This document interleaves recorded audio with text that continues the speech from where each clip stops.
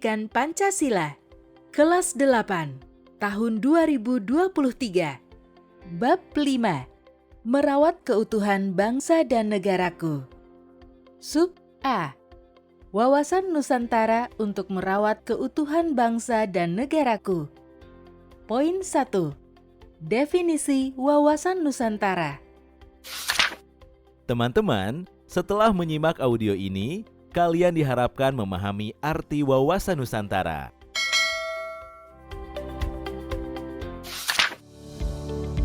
Hai teman-teman, untuk menjaga wilayah, kelestarian alam, serta merawat keutuhan keluarga harus disertai keselarasan cara pandang tentang bagaimana keluarga yang utuh tersebut dibangun dan dipertahankan. Teman-teman, keutuhan sebuah keluarga dibangun dengan kehidupan yang harmonis, selaras, dan damai, sehingga tujuan keluarga tersebut dapat tercapai. Demikian juga dalam kehidupan bernegara. Keutuhan negara ini akan terjaga dan kesejahteraan bangsa ini akan terwujud jika seluruh warga masyarakat hidup tolong-menolong, saling menghargai, harmonis, dan selaras. Demikianlah cita-cita nasional yang tercantum dalam pembukaan UUD NRI tahun 1945, yakni mewujudkan negara yang merdeka, bersatu, berdaulat, adil, dan makmur. Teman-teman, betapa pentingnya merawat keutuhan negeri ini. Untuk itu, pada bab ini, teman-teman akan dikenalkan kepada wawasan Nusantara dan bagaimana pelaksanaan dari konsep tersebut dalam kehidupan sehari-hari. Yuk, kita pelajari materi ini lebih lanjut ya. Jangan lupa berdoa dan siapkan semangatmu teman-teman.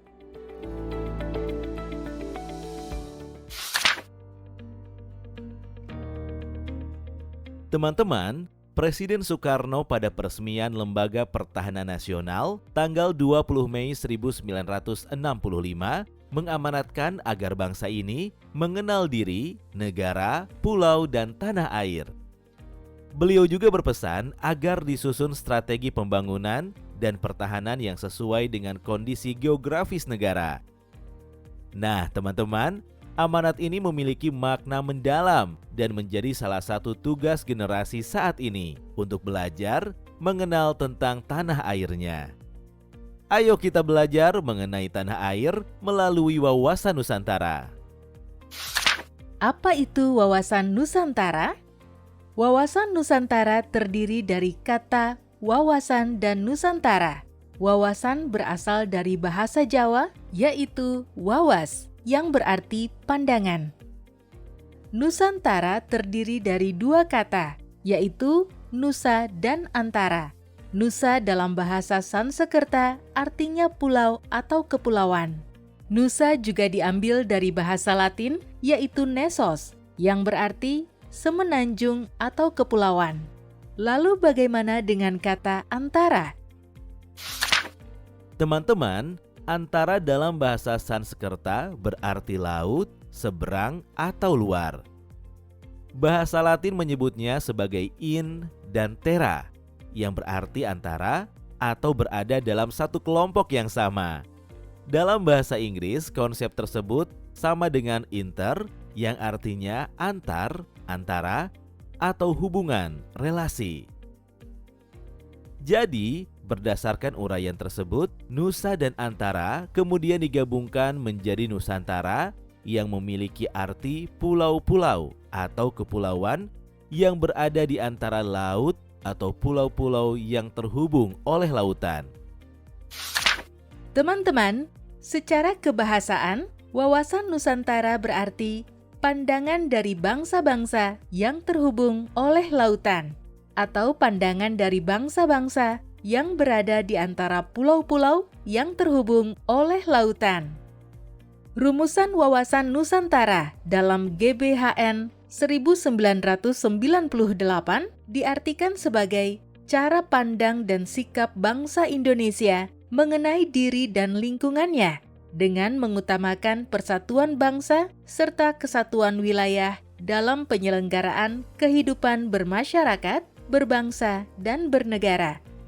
Kedua pengertian tentang wawasan Nusantara tersebut bersimpul pada satu pemahaman yang sama, yaitu Indonesia adalah satu kesatuan, baik dalam aspek geografis maupun dalam aspek ideologi, politik, ekonomi, dan sosial budaya. Teman-teman, apa sih tujuannya mengenal diri dan lingkungan?